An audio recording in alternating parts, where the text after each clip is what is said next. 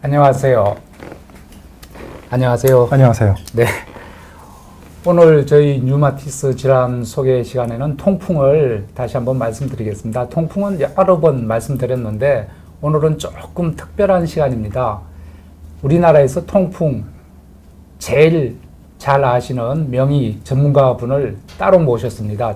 저도 뭐 통풍을 말씀드릴 수 있지만 저보다 더 열심히 공부하셨고 이 분야에 우리나라에서는 거의 탑으로 볼 수 있는 교수님을 모셨고요. 제가 우리 한양대 전재범 교수님을 잠시 소개 말씀드리겠습니다. 우리 교수님은 뭐 통풍을 전문 질환으로 해서 계속 연구하셨고요. 우리나라의 그 대한류마티스 학회 산하의 통풍연구회라고 있습니다. 그 통풍연구회 초대 회장님을 역임하셨습니다. 그리고 물론 뭐 통풍에 관해서 여러 공중파, EBS의 명의로 선정되셨고 뭐 굉장히 많은 통풍 관련 연구 및 활동을 하고 계십니다. 그래서 오늘 우리 교수님이 통풍에 대해서 여러 가지 여러분들한테 하고 싶으신 말씀들을 아주 잘 요약해서 말씀드리실 겁니다. 한 가지 제가 이제 말씀드릴 것은 사실은 저희가 룸메이트잖아요, 옛날에. 네, 옛날에 룸메이트였죠. 그죠? 네. 제가 한양대 있을 때 우리 교수님하고 한양대가 이게 조금 재정이 조금 미약하다 보니까 저희가 주니어 스텝 때는 방을 같이 쓰게 했어요, 그때. 사실은 그건 아니고 우리가 진료실에 가까운 방을 따로 잡아서 교수님하고 저하고 같은 방을 썼죠. 그때 제가 위에 교수님이니까 굉장히 조금 처음에는 어렵고 그랬는데 굉장히 생각보다 자상하게 잘 보살펴 주셔서 굉장히 그때 감사했습니다. 아이고, 소개 말씀 감사합니다. 교수님께서 지금 준비해 오신 슬라이드가 한 10장 정도 되는데 여러분들 중간중간 질문하시고 그러시면 뭐 통풍에 대해서 궁금한 거 말씀도 드리고요. 그렇게 하겠습니다. 교수님 뭐 처음에 어떻게 시작하실 거예요? 그래서 오늘 제가 뭐 이게 라이브니까 가능하면 이제 질문도 받고 답변도 드리고 그다음에 전체적인 내용을 좀 소개해 드려야 되기 때문에 슬라이드를 한 10장 정도 가지고 왔습니다. 그래서 뭐 바람이라면 처음에 통풍에 대한 인트로덕션, 그러니까 서론을 좀 말씀을 드리고 그다음에 통풍뿐만 아니라 이제 무증상 고유산 혈증부터 시작하기 때문에 무증상 고유산 혈증이 뭔지, 그다음에 검사했는데 요산이 높으면 치료를 해야 되는지 말아야 되는지, 그다음에 급성 발작이 온 다음에 어떻게 해야 되는지, 그다음에 치료하지 않고 방치하면 어떤 일이 벌어지는지, 그런 어떤 치료 원칙을 좀 설명드렸으면 좋겠고요. 그다음에 요즘 이제 제일 문제가 되는 게 여러 가지 음식들, 뭐 술을 비롯해서 고기, 뭐 과일 이런 그런 내용들. 그다음에 최근에 이제 통풍의 가장 큰 이슈가 됐던 것이 최근에 가장 많이 쓰고 있는 약물이 심혈관 질환의 위험을 높인다, 그런 연구 결과가 나와서 한동안 뭐 저희도 그렇고 환자분들도 직접 드시고 있는 분들도 굉장히 혼란에 빠지셨는데요. 그래서 거기에 대한 말씀을 기회가 되는 대로 말씀을 좀 드렸으면 좋겠습니다. 네, 오늘 갈 길이 멉니다. 이 많은 내용을 오늘 쉽게 어떻게 전달할지 저도 굉장히 궁금합니다. 그런데 교수님 오늘 그 제목을 달라고 했더니 교수님이 통풍 치료의 6하원칙이라고 주셨는데 제가 그 알기로는 통풍 치료의 6하원칙이라고 하는 것은 따로 들어본 적이 없거든요. 그래서 우선 뭐 처음부터 답을 드릴 수도 있지만 이제 들으시다 보면 네. 6하원칙이 뭔지 나중에 밝혀집니다. 그렇습니까? 네. 굉장히 처음부터 궁금합니다. 답을 드리면 안 될 것 같아요. 알겠습니다. 네. 요걸 알아맞추시는 분들은 혹시 무슨 선물 같은 거 있지 않나요? 그래서 좀 아시는 분들이 있어요. 우리 그래요? 류마티스내과 의사들 중에 제가 좀 최근에 풀었기 때문에 아시는 분이 있어서 되겠네요. 혹시 그런 분 아니라면 제가 뭐 상품을 드릴 수 있습니다. 예, 알겠습니다. 그럼 어디부터 시작할까요? 우리 첫 번째 한번 슬라이드 한번 볼까요? 이게 가장 제가 그거 어디 누르시면 될 것 같아요. 항상 어디 뭐 이제 발표하러 갈 때 제일 먼저 보통 보여드리는 슬라이드입니다. 통풍하면 우리가 요산, 가장 문제가 되는 게 요산입니다. 뭐 많은 질환들이 있지만 저희 스승님께서 통풍만큼 원인을 정확하게 알고 치료를 정확하게 알고 있는 병이 드물다, 이런 말씀을 주셨거든요. 근데 통풍이 계속 문제가 되는 이유는 통풍에 대한 이해가 부족하고, 그 다음에 꾸준히 치료하지 않으시기 때문에 그렇거든요. 정말 하루에 한 알 정도 아니면 두 알 정도 약을 꾸준히 드시면 정말 평생을 별 문제 없이 잘 사실 수 있는데, 이제 살다 보면 여러 가지 유혹이 있다 보니까 뭐 술도 드시고 뭐 고기도 드시고 자꾸 이제 살이 찌고 운동도 안 하시고 이런 과정에서 자꾸 통풍이 자꾸 문제를 일으키기 때문에 우선 그 원칙을 좀 알았으면 좋겠다. 네. 네. 그 통풍이 어떻게 네. 생기는가 지금 네, 설명을 네. 해주시려고 하네요. 재미있는 네. 이제 지시봉이 있는데요. 네. 보시면 여기 예, 요산이 있습니다. 그래서 요산이 이제 뭐 영어로는 유릭 애시드, 우리가 요산이라고 말하는데, 이 요산이 많이 쌓여서 과포화되면 이것이 이제 결정, 크리스탈이라고 하는 결정.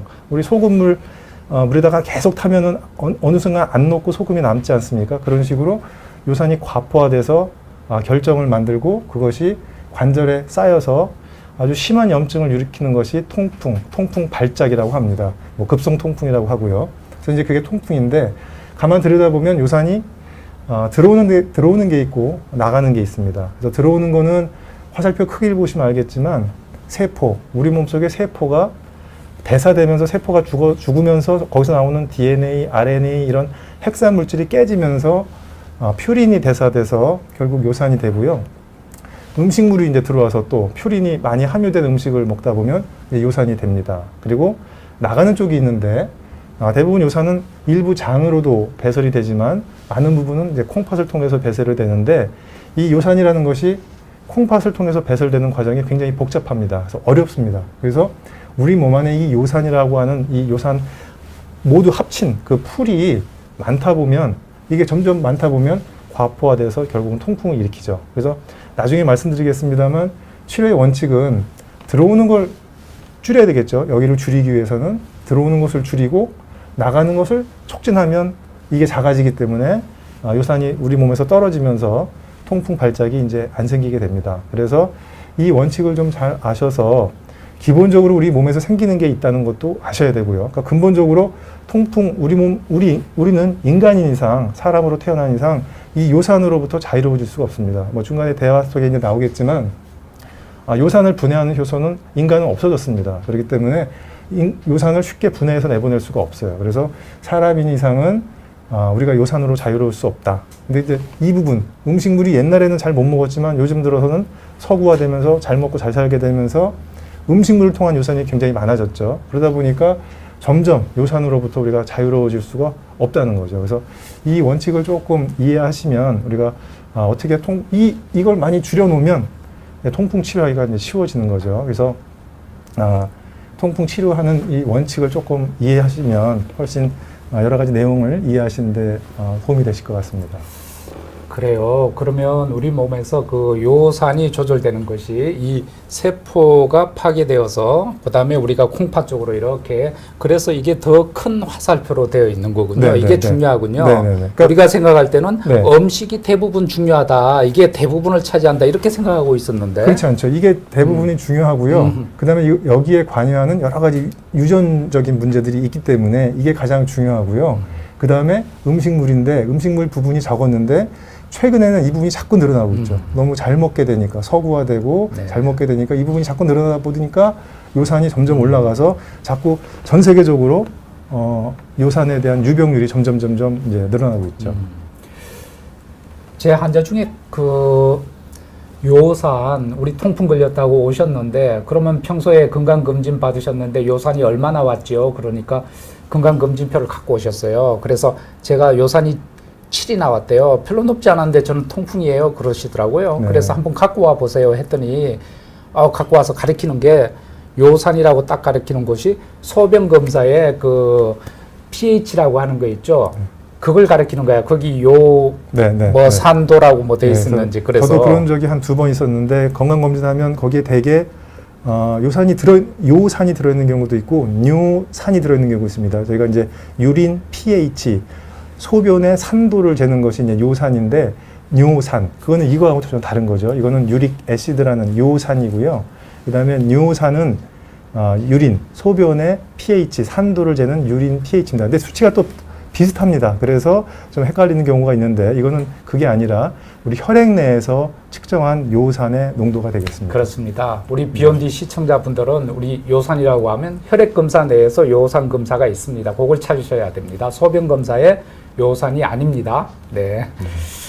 자, 그러면 그 다음에는 이제 본격적으로 우리 어떻게 아파서 오는지 임상에 대해서 한번 임상 증상에 대해서 말씀드릴 것 같아요. 네. 두 번째 슬라이드 한번 보겠습니다. 제가 오늘 이제 방송을 준비하면서 통풍의 임상 4단계라고 해서 한번 그림으로 만들어 봤는데요.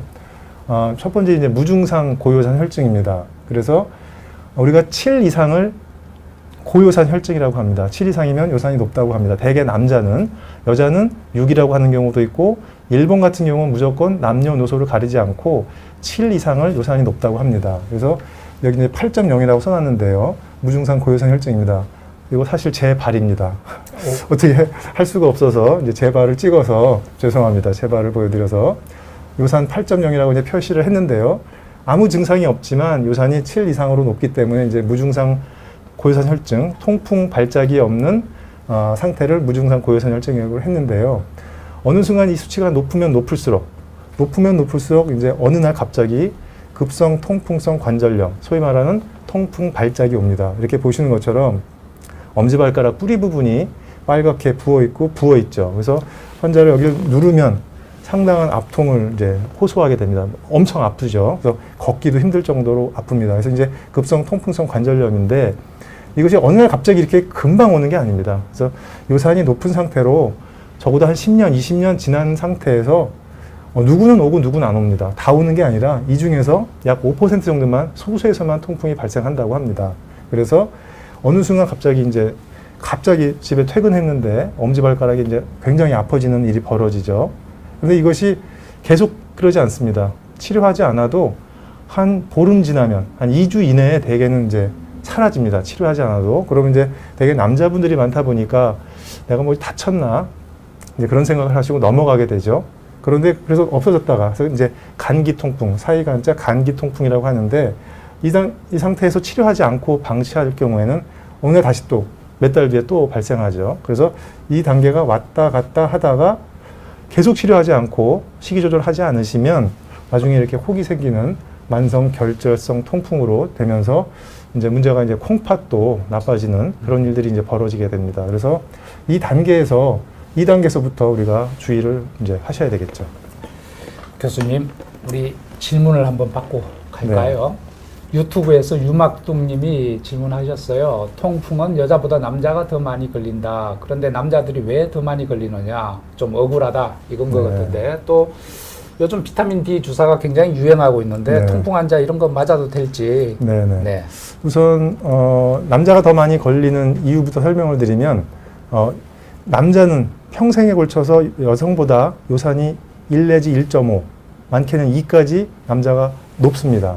그런데 여성이 폐경이 되면 다시 요산이 올라갑니다. 그래서 아마도 여성 호르몬이 요산을 낮게 생성하는 걸 억제하고 배설을 촉진하기 때문에 폐경 이전의 여성은 요산이 남자보다 낮은 상태를 유지하죠. 하지만 폐경 이후에는 여성도 똑같이 남자처럼 통풍에 많이 걸릴 소지가 있습니다. 그래서 이제 몇 가지 여기 보면 보조제 질문들이 많이 나오시는데요.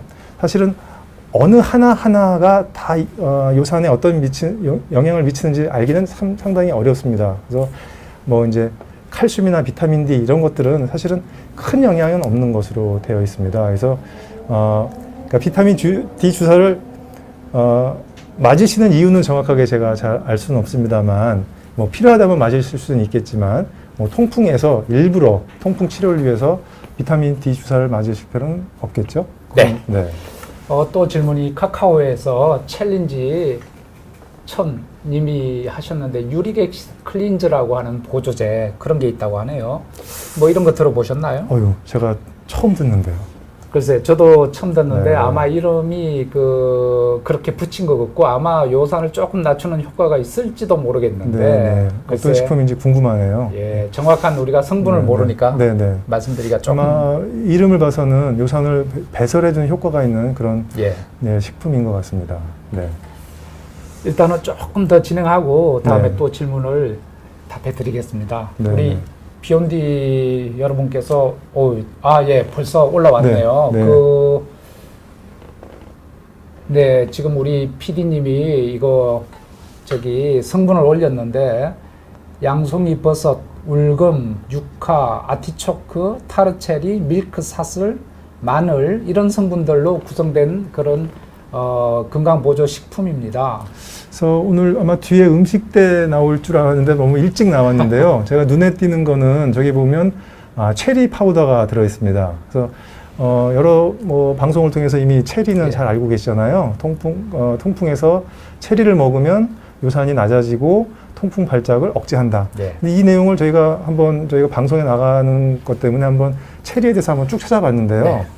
1950년도에 이미 그런 논문이 있습니다. 네. 12명 환자를 대상으로 해서 체리를 먹게 했더니 요산이 낮아지더라. 근데 그때 먹었던 체리가 2분의 1 파운드라고 그래요. 그러면 우리가 1파운드가 500g 정도 되니까 250g의 체리를 먹는 건데 매일 250g씩 체리를 먹기는 상당히 쉽지는 않을 것 같습니다. 그래서 그러네요. 물론 이게 그런 효과가 있기는 하지만 약 하나를 먹으면 해결될 문제를 약은 안 먹고 다 이런 성분으로만 드신다는 거는 조금 네. 맞지 않을까.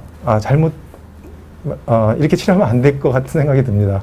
이제 뒤에 나오겠습니다만 통풍 치료의 가장 기본이 되는 거는 식이 조절, 운동, 체중 조절, 술 안 먹고 이런 가지 다 좋지만 가장 중요하다고 말씀드리고 싶은 것은 약을 드시는 겁니다. 통풍을 정확하게 진단이 됐다면 약을 드시는 게 가장 1번이 되겠고요. 나머지는 이제 식품이라든지 식이 조절, 체중, 운동, 보조식품 이렇게 하시는 것이 더 좋을 것 같습니다. 우리 PD가 이제 그래서 체리의 함량을 그 건강보조식품 안에 8mg이 네. 최소한 들어가 있다. 이렇게 라벨링이 돼 있는 걸 보여주긴 하는데 네. 교수님 말씀이 맞으실 것 같아요. 제가 일단은 그 체리가 하나하나가 몇 미리그램인지는 모르겠지만 되게 연구하는 거 보면 하루에 10개 이 정도. 그렇죠. 네. 그 다음에 조금 있다가 또 질문 받겠습니다. 네, 네. 좋은 질문인 것 같아요. 네. 그래서 우리가 이미 한번 다 훑어봤네요. 네. 그러면 이제 우리 진짜 제일 중요한 것은 우리 통풍 환자들이 처음에 이게 내가 통풍인지 아닌지 발에만 생기면 무조건 엄지발가락 생기면 통풍이다. 이 정도는 이제 일반인들도 많이 알고 있는데 정확히 어떤 증상이 통풍인지 한번 말씀해 주시면 감사하겠습니다. 예, 그래서 우리가 통풍을 진단하는 데는 여러 가지 이제 증상도 있고 혈액 검사도 있고 여러 가지 영상 진단들이 요즘 도움이 많이 되고 있습니다. 그래서 각각의 역할이 다 있는데 가장 중요한 거는 증상입니다. 증상인데 통풍은 아시는 것처럼 주로 손보다는 상지보다는 하지에 생기고 가장 많이 생기는 것은 바로를 보여드릴 수는 없으니까 이 엄지발가락 뿌리 부분이 가장 많이 생깁니다. 그 다음에 이제 발목이 생기죠. 그래서 생긴 부위를 봐야 되고요.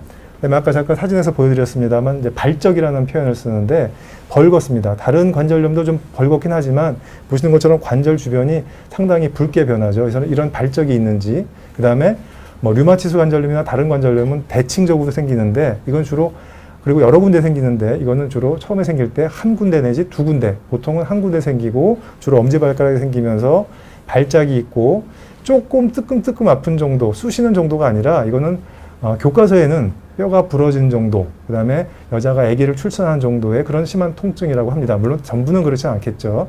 아직 염증이 심하기 때문에 그래서 발을 못 걸을 정도로 아프거나 눌렀을 때 굉장히 심한 통증을 호소하는 정도 이 정도 심한 통증이 있고요. 그 다음에 또 한 가지 특징은 잘 아시는 것지만 통풍은 이제 급성관절염이잖아요. 만성관절염이 아닙니다. 아까 말씀드린 것처럼 2주 내에 약을 쓰지 않아도 대개는 완전히 정상으로 되게 돌아가게 됩니다. 그래서 시간적으로 2주 이내에 대개 증상이 없어지고 그다음에 통증이 교과서적으로 말씀드리면 첫날이 가장 아프다고 합니다. 근데 실제로 제가 이제 여러 통풍 환자들을 만나보면 실제로 이런 아주 전형적인 경우보다는 그렇지 않은 경우도 꽤 있습니다. 그래서 좀 아픈 것도 좀 덜 아플 수도 있고 발작이 없는 경우도 있고 이제 무릎이 아픈 경우도 있고 근데 이제 손이 먼저 아프다고 손이 아프신데 통풍을 먼저 의심하시는 거는 조금 순서에 좀 잘 맞지는 않습니다. 네. 사진을 여기 한번 그죠? 네. 사진 네. 안 보여주고 지금 네. 이야기를 해서 네. 아까 통풍이 잘 생기는 위치. 네, 예. 그래서 이 부분이 가장 잘 생깁니다. 그래서 엄지발가락 뿌리 부분 저희가 생기고요. 두 번째, 세 번째보다는 첫 번째가 가장 많이 생기고 그 다음에 발목이 가장 두 번째로 많이 생깁니다. 그 다음에 이제 무릎. 그리고 또 상지는 제가 상체에서는 잘 안 생긴다고 말씀드렸는데 팔꿈치는 또 예외입니다. 손이나 손목보다는 팔꿈치 아프신 분들이 있고요. 팔꿈치를 이렇게 부어서 오는 분들도 간혹 있습니다. 그래서 여기가 많이 부어 있다 그러면 되게 통풍의 가능성도 많이 생각해야 됩니다. 그 우리 어느 분이 네. VL 님이 질문하셨는데 이 뿌리 부분 말고 여기 엄지발가락 관절 여기도 생기느냐 뭐 그렇게 질문을 하셨는데요. 여기 여기가 이제 저희가 흔히 이제 저희가 영어로는 좀 MTP 조인트라고 이제 표현을 하는데요. 여기도 관절이 있고 여기도 관절이 있습니다. 그런데 이 부분이 가장 많이 생깁니다. 이 부분도 관절이 있긴 한데 이 부분보다는 여기가 가장 먼저 생기는데요.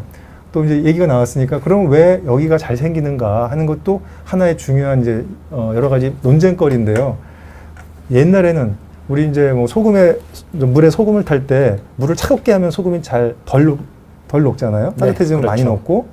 그래서 아마도 말단, 발 쪽이니까 차가우니까 아마 발 쪽에 끝에 많이 생길 것이다. 그렇게 생각을 했는데 그렇다면 여기 많이 생겨야죠. 더 바깥쪽이니까. 그런데 여기에 더 잘 생깁니다. 그 이유는 이 부분이 가장 많이 잘 움직이는 데고요.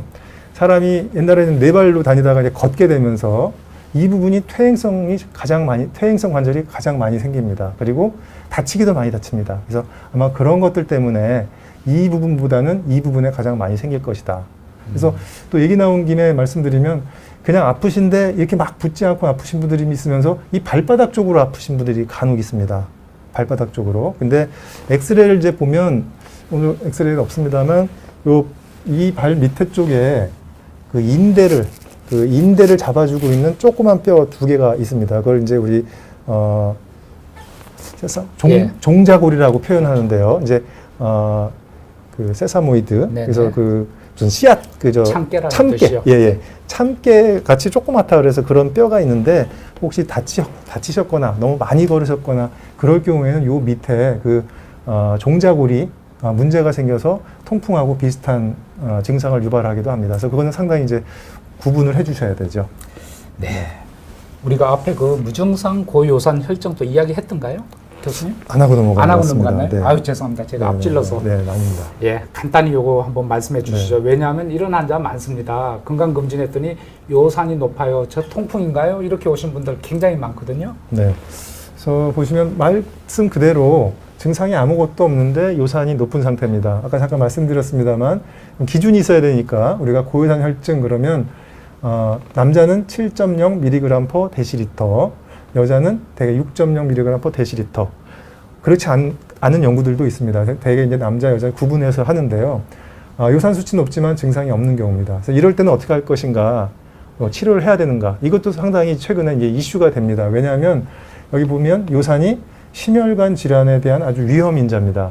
요산이 높으면 여러 가지 심장 질환, 뭐 당뇨 이런 분들의 예후가 나빠집니다. 그래서 요산이 높으면 높을수록 심혈관 질환의 위험이 높아지기 때문에 심혈관 질환 그러면 심장과 혈관과 관련된 질환입니다. 그러니까 뭐 심장병, 뇌졸중, 콩팥병, 뭐 당뇨 이런 거 다 들어가는데요. 대사증후군 이런 것들이 들어가는데 이런 심혈관 질환에 대한 위험이 높아지거든요.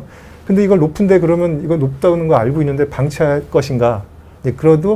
그런데 그러면 이거를 치료하면 진짜 심혈관 질환의 위험이 줄고 심혈관 질환에 의한 사망이 줄어드느냐? 거기에 대한 연구가 아직 충분히 돼 있지 않습니다. 그렇기 때문에 아직까지는 결론적으로 말씀드리면 약물 치료는 아직 추천되고 있지 않습니다. 미국도 그렇고 유럽도 그렇고 우리나라도 그렇습니다. 그런데 일본만 예외입니다. 일본은 이런 무증상 고유산 혈증 및 통풍에 대한 치료 그런 어떤 그 가이드라인을 밝히면서 요산이 9 이상이면 많이 높으면 무증상이라도 치료할 수 있게 되어 있습니다. 그래서 9 이상이면 왜 그러냐?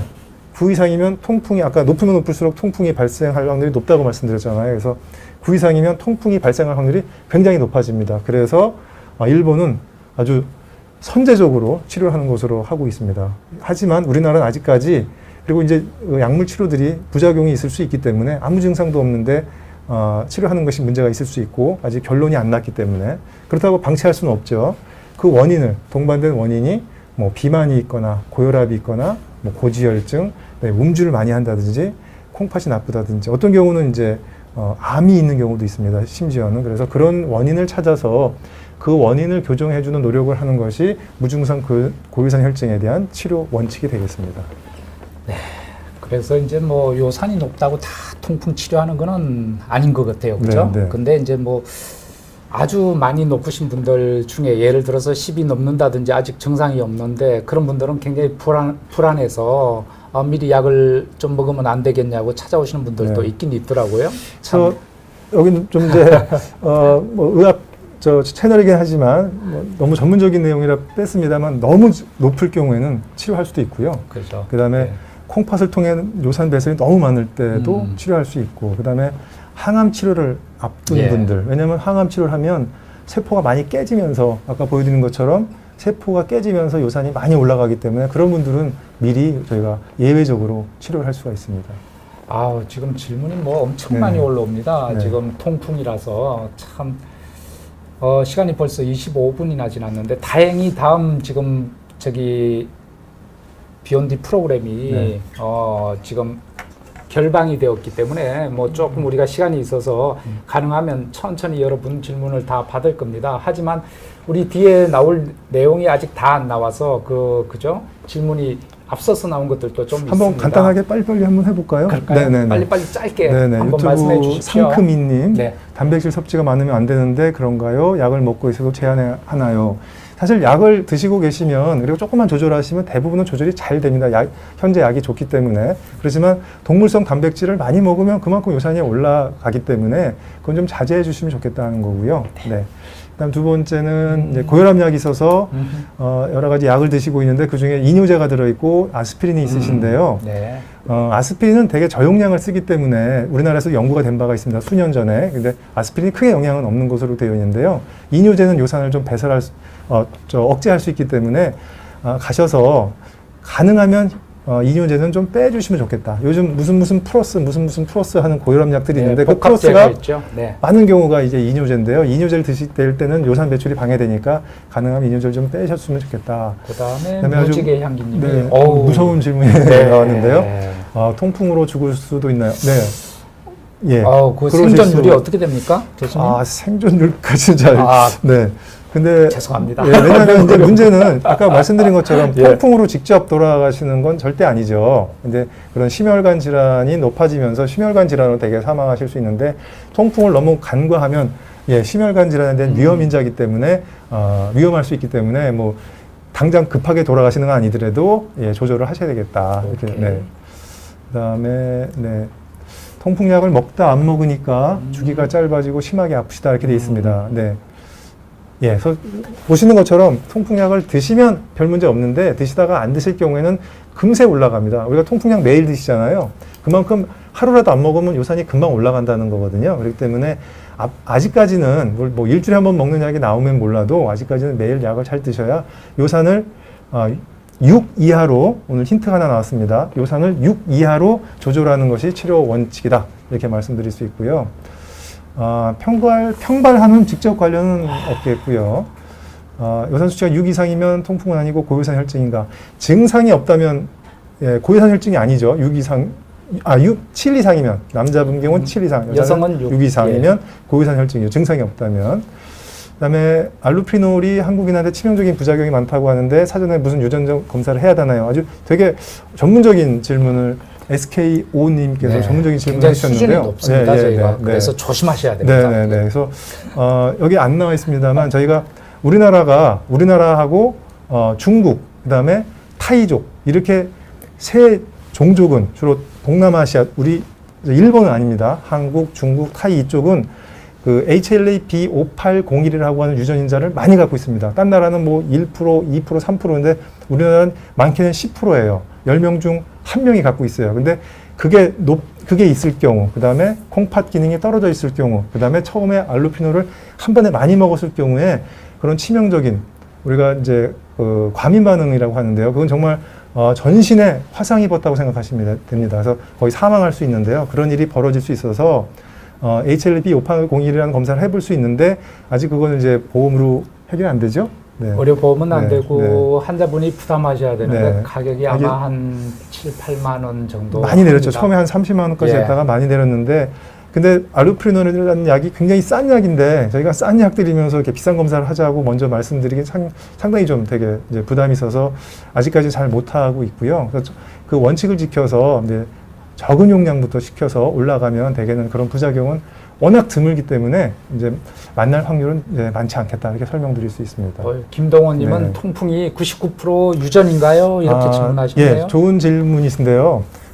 아까 설명드린 것처럼 유전 부분도 있고 식이 조절의 문제도 있는 거죠. 그래서 대개는 가족성이 많습니다. 가족이라는 거는 같은 유전자를 갖고 태어났죠. 물론 아버지 엄마는 다르지만 아버지 엄마에서 우리가 반반씩 받았기 때문에 일단 유전이 갖고 있고 그다음에 대부분 식사를 같이 하죠. 그렇기 때문에 음식도 같이 먹기 때문에 가족력이 많다. 99% 유전은 아니지만 유전과 관련된 그런 유전인자들이 요산을 조절하는 유전인자들이 많이 있습니다. 그래서 어떤 사람은 높게 태어나고 어떤 사람은 낮게 태어납니다. 그래서 높게 태어난 사람은 음식을 조금만 잘못 먹어도 통풍에 걸릴 확률이 높죠. 그렇기 때문에 그런 분들은 더 특히 조심을 해야 되겠죠. 미리 앞질러서 질문이 나왔습니다. 네, 이거 큰일 났네. 뒤에 할 얘기가 없으면 글쎄, 어떡하죠? 저거는 스티브님이 하신 질문은 네네네. 나중에 우리가 마지막에 또 육류하고 해산물이요. 그렇죠. 그다음에 또 콩, 술에 대한 야채, 얘기가 나왔고요. 술도 나올 네네. 거고요. 네. 마지막에 SKO님인데 네.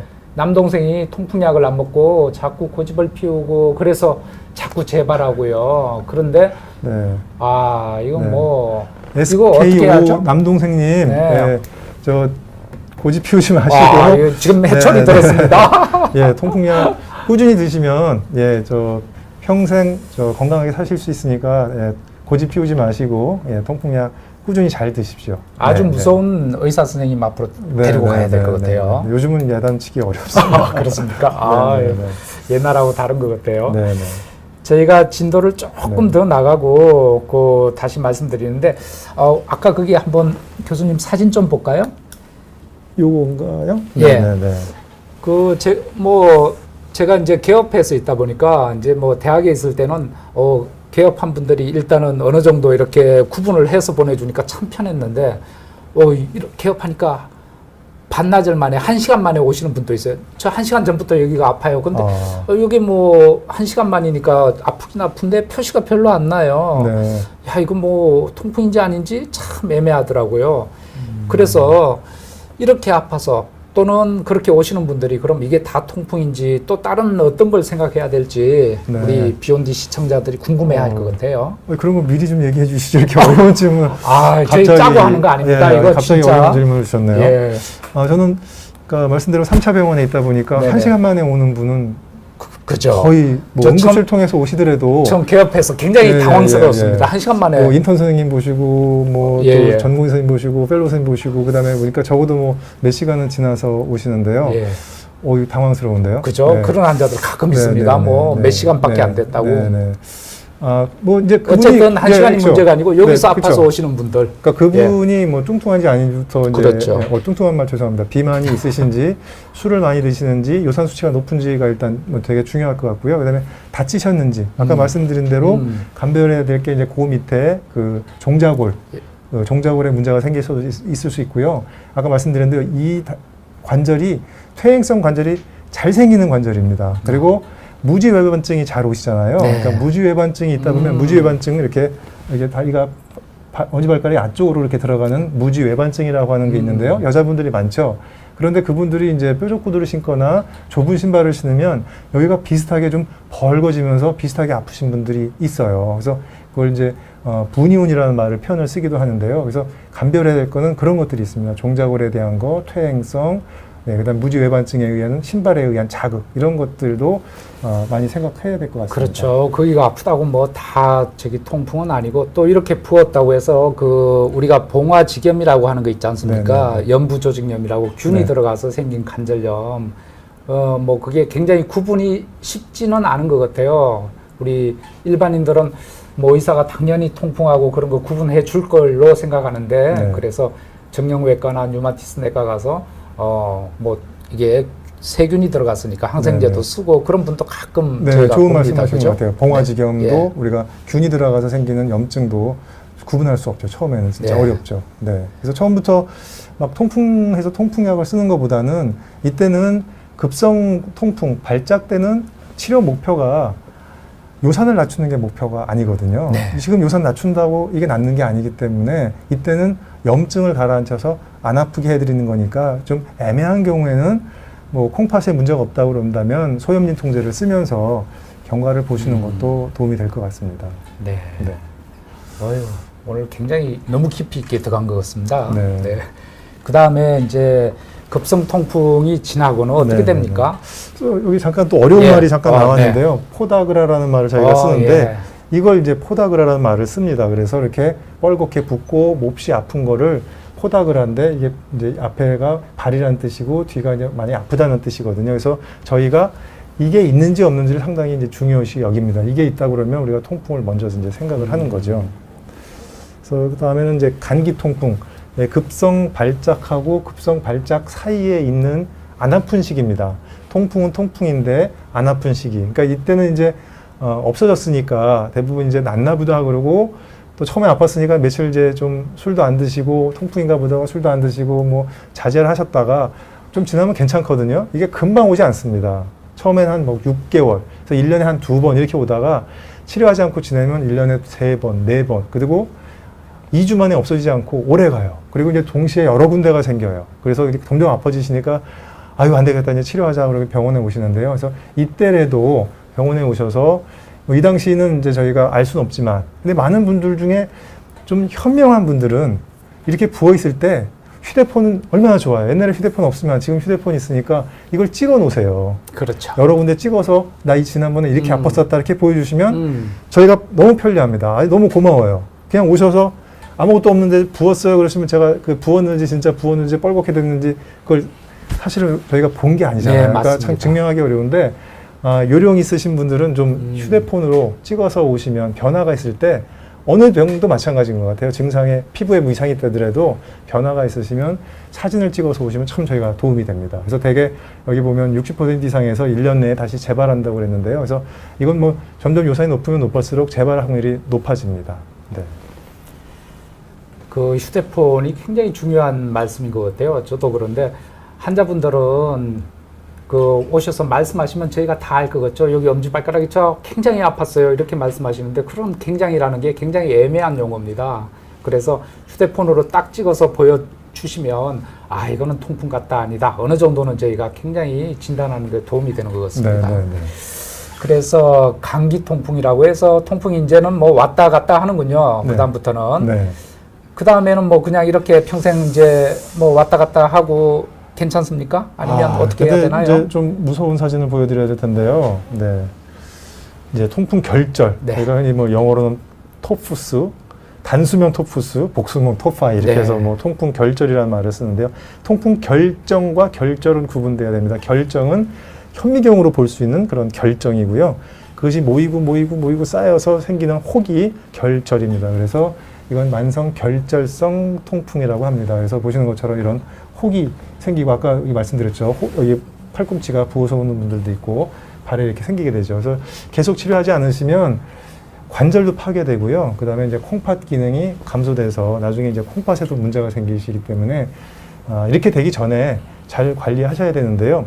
아직까지 이렇게 있는데도 불구하고 치료하지 않고 간혹가다 오시는 분들도 있습니다. 그래서 이 통풍이라는 거는 꼭 대학병원에 오셔야 될 필요는 없어요. 그렇기 때문에 가까운 의원에서 뭐 꼭 내과 아니더라도 정형외과, 내과, 뭐 류마티스 내과면 훨씬 좋겠습니다만 이제 내과나 정형외과 가까운 데서 얼마든지 치료를 받으실 수 있기 때문에 이렇게 되기 전에 꼭 치료하시기 바라고요. 콩팥이 나빠지기 전에 꼭 치료하시기 바랍니다.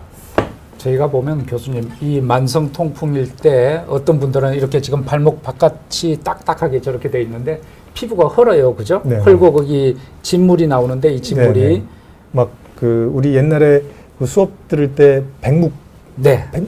분필, 예. 분필갑에 물 묻혀 개놓은 것 같은 것이 이제 흘러나오기도 하죠. 그러면 거기에 또 염증이 생기기도 해서 정형외과에서 수술을 해야 되는 경우도 있습니다. 수술해서 저걸 제거하면은 약을 안 먹어도 될까요? 많은 분들이 이제 나는 통풍 치료보다 수술로, 약 평생 먹는 것보다는 수술로 통풍을 완치하겠다. 그렇게 해서 오시는 분들도 있는데요. 여기만 있는 게 아니라 피 안에 꽉 차 있기 때문에 저희 가서 쌓이는 거거든요. 그 때문에 저걸 없앤다고 해결되지 않습니다. 그래서 이건 수술하실 수도 물론 있습니다. 그래서 뭐 고름이 고여서 수술을 할 수도 있고요. 너무 커서 수술할 수도 있고, 어떤 분 같은 경우 이런 경우는 이제 구두를 제대로 신으실 수가 없죠. 그래서 구두를 이렇게 잘라서 신는 분들도 간혹 있습니다. 그래서 그런 어떤 문제가 있을 때는 수술을 하실 수 있고요. 수술을 하셨다고 해도 이 혈액 안에 있는 건 어떻게 할 수가 없고요. 몸에서 계속 만들어진다고 아까 말씀드렸잖아요. 우리 몸속에 있는 세포가 계속 죽고 생기고 하는 과정에서 자꾸 만들어지기 때문에 그걸 없애기 위해서는 결국엔 약을 드셔야 됩니다. 그래서 약을 드시다 보면 줄어듭니다. 요산을 많이 낮춰주면 줄어들 수 있는데 시간이 상당히 걸립니다. 그래서 필요한 경우에 수술도 하고요. 약은 꼭 쓰셔야 됩니다. 예. 네. 교수님, 급한 질문이 하나 들어왔네요. 네. 만성 결절성 통풍은 관리 안 하고 적절한 치료 안 했을 때만 생기는지, 아니면 약을 먹고 관리를 해도 통풍이 있다면 생길 수도 있는 건지, 굉장히 사진 보고 지금 놀라신 것 겁이 많이 같은데요. 나시고 하시니까, 그죠? 네. 이제 우리가 제가 이제 높은 거는 7 이상이라고 그랬고요. 아까 통풍 원칙을 잠깐 제가 말씀드렸는데 6 이하로 조정하는 말씀드렸는데요. 우리 사람은 혈액이 되게 비슷하지만 많이 다릅니다, 서로. 그렇기 때문에 그냥 우리가 생화학적으로 피 안에서 요산이 결정을 만드는 거를 6.8mg/dl라고 합니다. 6.8. 그래서 그거보다 아래가 되면 결정이 안 만들어지는 거죠, 이론적으로. 그런데 어떤 사람은 6 이하에서도 만들어지는 사람도 있습니다. 네. 그래서 꼭 6이 원칙이 아니고요. 어떤 사람은 5 이하로 내려야 될 사람도 있어요. 그렇지만 대개는 6 이하로 내리면 결정이 안 생기기 때문에 덜 생기겠죠. 그래서 약을 드시는 동안에는 6 이하로 계속 유지한다면 이런 일은 잘 안 생긴다고 보시면 되겠습니다. 거의 안 생긴다고 보면 되겠죠. 치료하지 않고 요산이 계속 높으니까 그것이 계속 가서 쌓여서 생기는 거겠죠. 그렇죠. 네. 적절하게 치료하면 만성 결절성 통풍은 생길 수가 없다. 거의 이렇게 이해하시면 됩니다. 네. 치료 안 하시면 저런 병으로 진행이 될 수 있다. 그런 것 같습니다. 근데 이제 잠깐 여기서 말씀드리면 그 통풍 치료 원칙이 평생 먹는 거잖아요. 그렇죠. 원칙이. 네네. 근데 요즘 중요한 이야기 하셨네요. 평생 먹는데 사실 군대 가기 전에 20살 젊은 분이 오셔서 통풍인 분들이 있어요. 네. 있습니다. 근데 요즘 추세가 젊은 분에서도 옛날에는 1년에 2번 이상 아프거나 평생 약을 쓰는 원칙이 네네. 1년에 2번 이상 발작이 와서 오는 분들, 네. 아니면 콩팥에 문제가 있는 분들, 아니면 이런 결절이 있는 분들, 이제 이런 분들, 아니면 콩팥 쪽에 돌이 생긴 분들, 이런 분들은 이제 평생 약을 먹는 그 약물 치료 원칙이 되는데, 요즘은 첫 번째 발작이 왔을 때, 아니면 첫 진단 때부터 약을 쓰는 경우도 있습니다. 왜냐하면 젊은 분들, 그다음에 요산이 많이 높은 분들은 그렇게 하자는 쪽으로 움직임이 가고 있는데, 20살이신 분이 오셔서 제가 평생 약을 드시라고 그러면 이분이 100살도 더 살 분이거든요. 80년 동안 약을 지금 드시라고 그러면 네네. 납득이 안 가죠. 근데 저희가 10년 뒤에 통풍을 완치하는 약이 나올지도 모르고요. 네. 그래서 지금부터 80년 동안 약을 먹겠다 이런 생각을 하시면 정말 낙담하게 되죠. 그래서 지금은 뭐 앞으로 80년을 평생 먹는다 그런 생각보다는 지금은 약을 잘 드셔야 된다. 예, 그런 생각을 가지고 치료를 하시면 될 것 같아요. 그러면 네.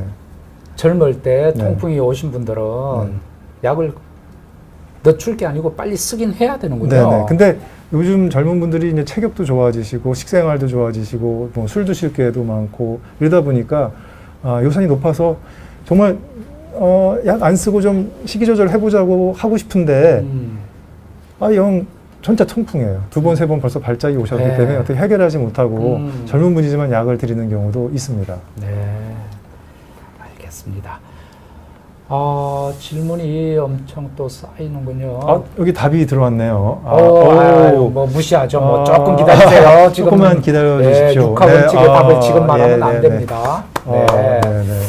답이 나온 것 같습니다. 네. 저 답은 안 보고 이쪽을 보겠습니다. 지금 네. 질문 올라온 걸 한번 보고요. 네. 아까 거기 음식물 관련, 술 관련은 나중에 말씀드릴 거고, VL님이 혹시 폐경기에는 골밀도가 떨어지는 것처럼 요산 수치가 급속도로 올라갈까요? 그 조사해 보면 아까 말씀드린 것처럼 폐경이 되면서 그 여성 호르몬이 떨어지면서 뭐 급속도는 아니지만 남자와 같이 비슷한 정도로 올라갑니다. 그래서 실제로는 통풍 환자가 많이 생기게 되죠. 그래서 저희들 연세 드신 분들은 이제 통풍 환자를 보게 돼, 여성에서도 통풍 환자를 보게 되고요. 이 연세가 드시니까 뭐 고혈압이 있거나 콩팥 기능이 나빠지면서 같이 통풍 환자가 생기는데 남자만큼은 아직 그렇게 많이 생기시는 것 같지는 않습니다. 오케이. 그다음에 고구마 영희님이 네. 다이어트를 심하게 해도 통풍이 생기나요? 이렇게. 네, 다이어트를 한다고 네. 통풍이 안 생기는 게 아니죠. 통풍을 다이어트를 심하게 하면 오히려 많은 분들이 아침에 식사를 하고 오면 요산이 높게 나오고 그렇죠. 음식을 음식을 먹으면 굶고 나오면 낮을 것 같은데 네. 굶고 오면 오히려 요산이 좀 높아지는 경향이 있습니다. 그래요? 네, 그래서 그지만 대개는 여러 가지 꼭 요산만 보는 게 아니라 콜레스테롤하고 뭐 여러 가지 다 당도 보기 때문에 대개 이제 금식을 하고 보는데요. 뭐 그 수치가 뭐 그렇게 크지 않아요. 그래서 급속도긴 다이어트를 해도 통풍이 발생할 수 있고요. 또 과식을 해도 생길 수 있는 거나 똑같습니다. 그래서 너무 그런 급속한 요산의 변동이 올 수 있는 거는 상황은 만들지 않는 것이 좋겠습니다. 오케이. 네. 그다음에 VL님이 아까 종자고를 말씀하셨더니 네. 아유 이건 뭐 엑스레이 먼저 찍어봐야 되는지 네, 또 네, 네. 관심이 많으시네요. 네. 당연히 이제 엑스레이를 찍으면 되는데요. 그 뼈가 되게 이 큰 뼈에 대해서 이렇게 가려 있어요. 그래서 되게 구분하기가 상당히 어렵고요. 이제 원천적으로 이제 그게 뼈가 갈라져 있는 경우도 있고요. 아니면 그게 이제 파손되어 있는 경우가 있습니다. 그래서 그것이 원래 선천적으로 갈라져 있는 경우인지 아니면 그게 부러진 경우인지들 필요한 경우는 뭐 CT나 어떤 경우는 이제 MRI 같은 것도 찍을 필요성이 있습니다. 이건 너무 좀 굉장히 아주 좀 특이적인 경우가 되겠습니다. 네. 마지막 네. 질문 하나만 하고 네, 다시 네. 진행하겠습니다. 긴 짧은 님이 통풍 환자인데 너무 말라서 고민이래요. 통풍 환자 대부분 좀 이렇게 살찌고 그런 네. 환자분들인데 이분은 네. 그래서 살을 찌우고 싶은데 그 통풍이라서 음식을 먹기가 좀 부담스러운가 봐요. 네. 상당히 고민되는, 글쎄 저도 말입니다. 말라서 고민인데요. 저도 살찌고 싶은데 잘 안 쪄요. 아 그래요? 네. 네. 죄송합니다. 어디 갔나요, 질문이? 네네. 없어져 버렸네요. 위로 올라갔네요. 네. 지금. 네네. 그래서, 약을 드시고 있다면, 음식을 고기를 전혀 드시지 마라. 그런 건 아니거든요. 그렇죠. 네. 그래서 적당한 선에서는 드실 수 있고, 만약에 고기를 많이 드셨다면 줄이라는 거지, 고기를 드실 수 있고요. 음식 대부분은 드실 수 있습니다. 그러니까 적당히 드시고, 운동을 하시면, 아예 선천적으로 워낙 타고나서 마르신 게 아니라면 좀 좋아지지 않을까, 그렇게 생각을 합니다. 저도 가끔 그런 환자를 보는데 이 말씀하신 대로 저 콜레스테롤이나 그다음에 이 비만이나 이런 것도 없고요. 지방간도 별로 없고 그냥 말랐고 다른 거 전혀 없는데 통풍이 있으신 분들이 있더라고요. 네. 그러니까 아마 그런 부분이 이제 요산 유전과 관련된 거겠죠. 그래서 요산의 수치를 결정한 여러 가지 유전적인 요인들이 있는데 그런 것이 그분은 높이는 쪽으로 작용한 거겠죠. 그래서 높게 타고난 거고 어떤 분은 낮게 타고난 거고요. 그래서 저기 계속 질문이 오는데 아마 베체트병 환자분께서 질문을 하셨는데 베체트병과 통풍이 관련이 있냐 이렇게 질문하셨는데요. 네. 1차적으로 관련은 없죠. 네. 그래서 아마 그 베체트병 때문에 드시는 약물이라든지 아니면 그런 지금 처해 있는 상황에 의해서 요산이 올라가면서 아마 통풍이 발생하셨을 가능성이 있을 것 같습니다. 네. 오케이. 자, 그다음에 한번 우리 이제까지 네. 통풍의 여러 증상을 일목요연하게 잘 정리해 주셨습니다. 그럼 이제 우리가 진단을 어떻게 하는지 간단히 한번 들어볼까요, 네. 교수님? 네. 저희가 시간이 없는데 그래서 아까 나중에 하겠다고 육류, 해산물, 술 이렇게 나왔고 또 되게 좋은 질문이 나왔어요. 수분이 부족하면 잘 생길까요? 네. 결석도 잘 생겨서 이런 질문이 있었는데요. 지금 진단 말씀 주셨는데 아까 말씀드린 대로 그런 특징적인 증상 엄지발가락이 붓고 열나고 첫날 굉장히 아프고 만약에 그 전에 병력이 있었다면 2주 내에 저절로 없어졌고 그런 게 있고 요산이 당연히 높게 나오고 되게 이제 7 이상 고유산 혈증이 있으면서 요 사진을 좀 우선 보여드려야 될 텐데요. 요즘에 이제 제가 이제 일명 통풍 CT라고 이름을 붙였는데 정식 명칭은 이중 에너지 CT라고 하는 겁니다. 초음파도 있고요. 초음파 사진은 안 가져왔는데요. 이중 에너지 CT라는 게 있어서요. 일명 통풍 CT인데 보통 CT는 에너지 하나로 찍습니다. 그래서 이렇게 쭉 살 부분, 뼈 부분 이렇게 구분을 하는데 이거는 에너지 2개로 찍습니다. 그러다 보면 아주 살 부분은 구분이 안 가지만 살하고 뼈 중간쯤 되는 그런 구조물은 약간 이게 에너지가 다르기 때문에 차이가 납니다. 그래서 그거를 소프트웨어적으로 해주면 이렇게 보시는 것처럼 칼슘이 기반인 뼈하고 요산염이 기반인 통풍 결절은 이렇게 구분이 됩니다. 그래서 이거는 뭐 꼭 연두색, 초록색이 아니고요. 이제 그 소프트웨어를 하는 방식에 따라서 붉게 보일 수도 있는데 이런 식으로 초록색으로 저희 병원은 이렇게 보입니다. 그래서 보시면 이렇게 이제 입체적으로도 보여줄 수 있어서요. 이렇게 관절에 구석구석 쌓여 있는 걸 볼 수 있고 CT니까 한 카트 한 카트 보면 구석구석 쌓여 있는 걸 볼 수 있었습니다. 그래서 저희가 그 전까지는 이게 결절인가 아닌가 굉장히 뭐 MRI를 찍어서도 색깔이 구분이 안 가니까 구분이 어려웠는데 지금은 CT를 보면 구석구석 쌓여 있는 걸 정확하게 볼 수 있어서 환자분들한테 보여드릴 수 있고요. 또 이제 이게 얼마만큼 있는지 그 용적까지 측정할 수 있어서 좋아지는 나빠지는지 볼 수 있는데 물론 이제 그 좋아지고 나빠지고 이걸로 구분 잘 하지는 않고요. 괜히 비용이 드니까. 그래서 이거는 뭐 CT지만 우리가 조영제를 맞고 찍는 CT가 아니어서 콩팥이 나쁜 분도 찍을 수는 있어서 좀 애매한 분들 찍어보면 상당히 도움이 되고요. 그래서 제가 저희가 이제 알파고가 나와서 우리가 바둑을 뭐 사람을 이기고 막 그랬는데 그래서 제가 통풍계의 알파고라는 제가 농담을 가끔 합니다. 아, 그래요? 통풍 아닐 것 같다고 했는데 찍었을 때 이렇게 나오는 경우가 종종 있습니다. 그래서 제 자신을 좀 겸손하게 내가 알고 있던 게 다가 아니구나.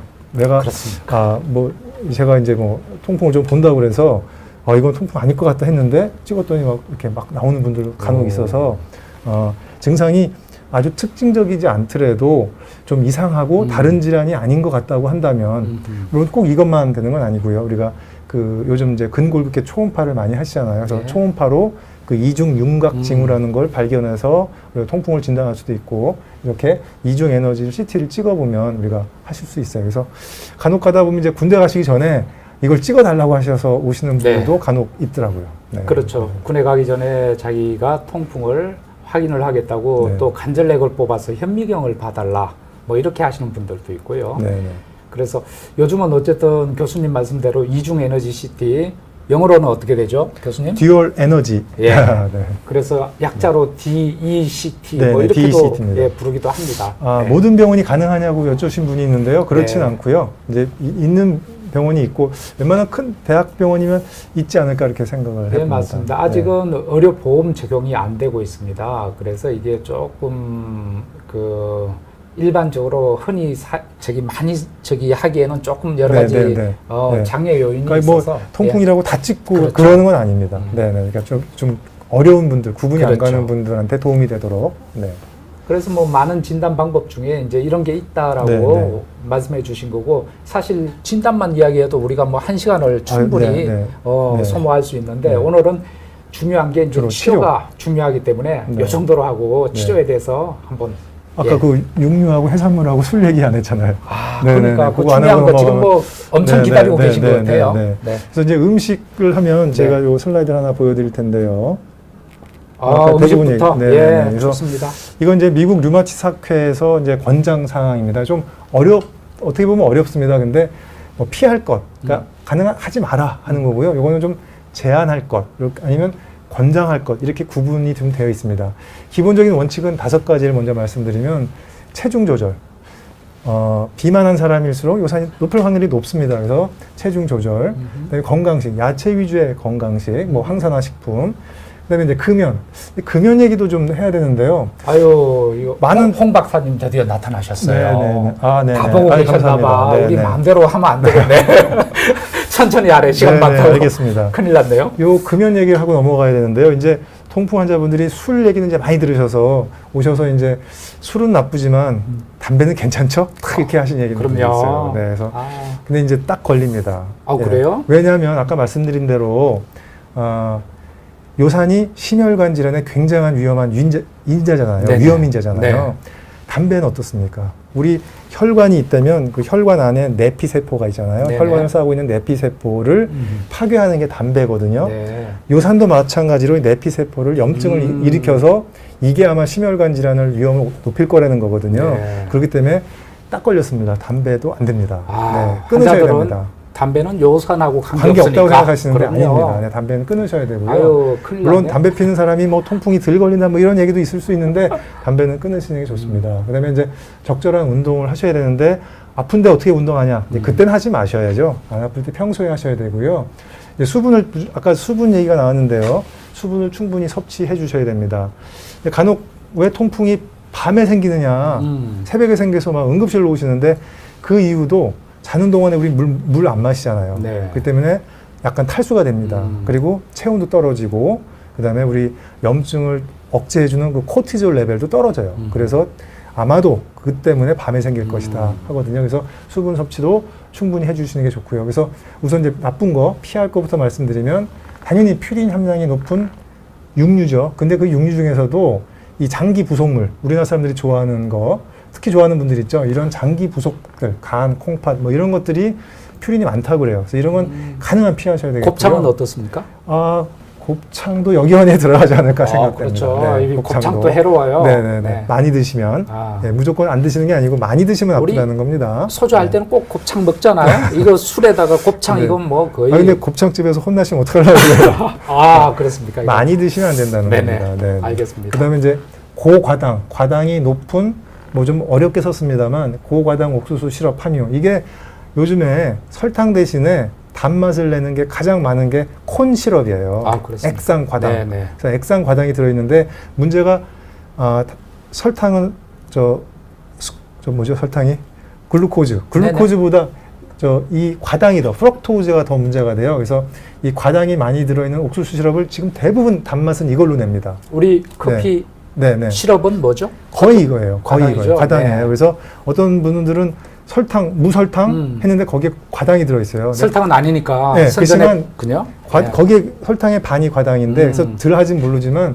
과당이 들어있는 건 더 나쁜 거예요. 우리 일반적으로 그 많이 먹는 스낵 과자들에도 과당이 발라져 있는 거죠. 뒤에 들어보시면 액상 과당이라고 들어있습니다. 그래서 과당이 문제가 됩니다. 그래서 미국에서도 1950년대부터 비만이 많아진 이유가 그때 되게 하이 프럭토즈 콘 시럽이라는 것을 개발하는 기술이 생겨서 다량으로 옥수수를 통해서 과당을 얻는 기술이 생겼어요. 네. 그래서 그때부터 그거를 먹으면서 비만이 굉장히 많아졌다고 생각을 하고 있거든요. 그래서 이거 되게 나쁩니다. 그래서 이거 들어있는 음식들, 음료수 이거 많이 피하셔야 됩니다. 그 다음에 당연히 술 많이 드시면 나쁘겠죠. 그 다음에 좀 제한할 거는 육류들.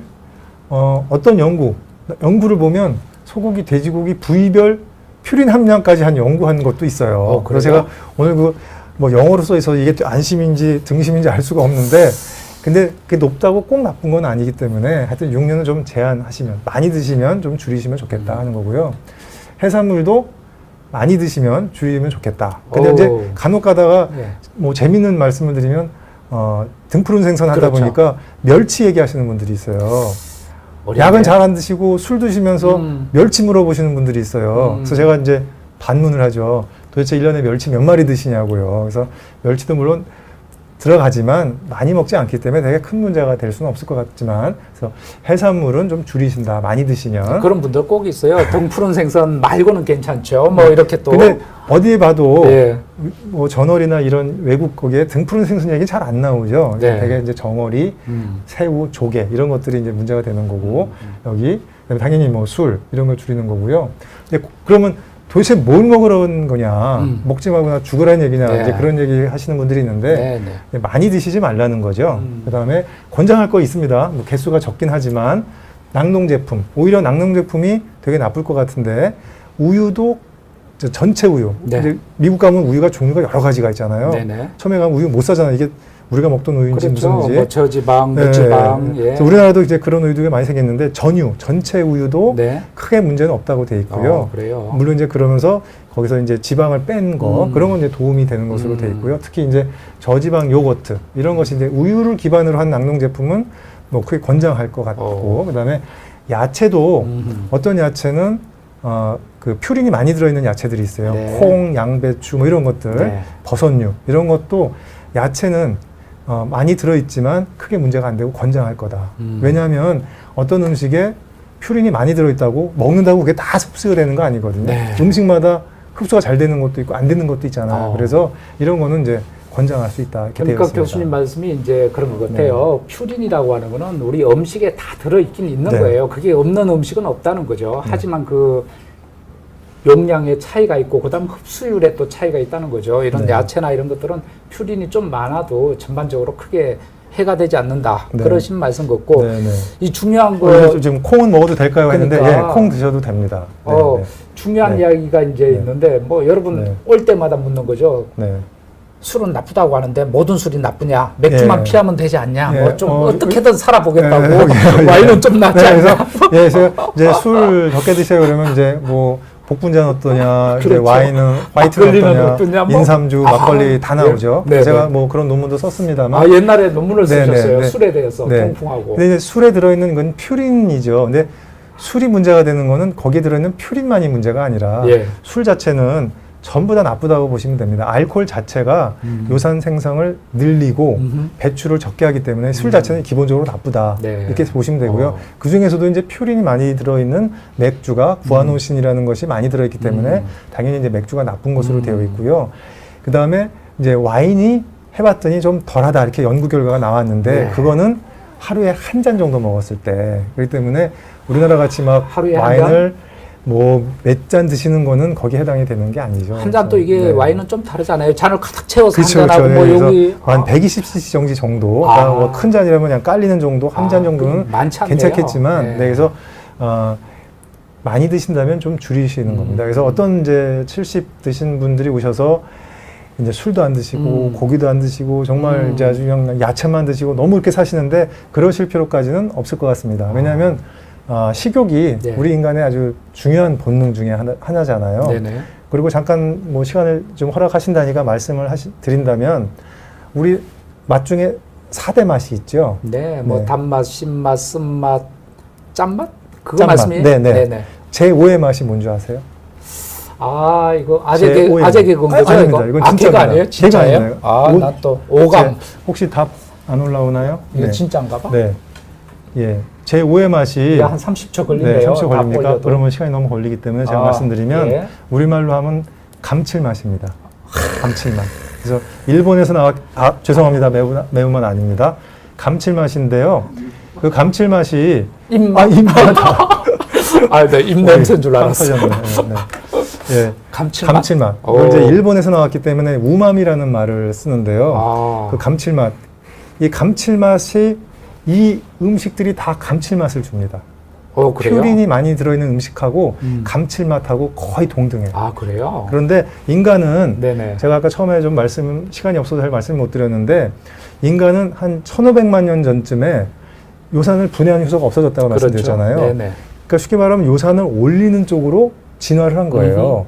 진화라는 건 되게 좋은 쪽으로 진화를 하는 건데 그렇죠. 필요에 의해서 진화를 그렇게 한 겁니다. 왜냐하면 요산이 아시는 것처럼 우리 몸의 한 50 내지 60%를 차지하는 항산화 작용을 해요. 네. 그렇기 때문에 요산이 필요해서 요산을 올렸어요. 그 다음에 요산이 혈압도 올려주고 그 다음에 뇌를 보호하는 기능이 있습니다. 네. 그래서 그런 좋은 기능을 위해서 아마 그렇게 진화를 했는데 그 당시 인류들은 먹을 게 많지 없었기 때문에 요산이 높아지지 않았는데 지금 인류는 너무 잘 먹고 잘 살기 때문에 요산이 더 올라가게 된 거죠. 그리고 그래서 감칠맛 얘기를 한 이유가 인간은 요산을 올린 쪽으로 진화하면서 감칠맛을 먹는 쪽으로 더 진화하지 않았나. 이건 학설입니다. 그래서 사람은 자꾸 감칠맛을 먹게 돼 있어요. 그래서 이게 다 맛있어요. 네. 그래서 그러네요. 보통- 여기 네. 야채 맛없어요.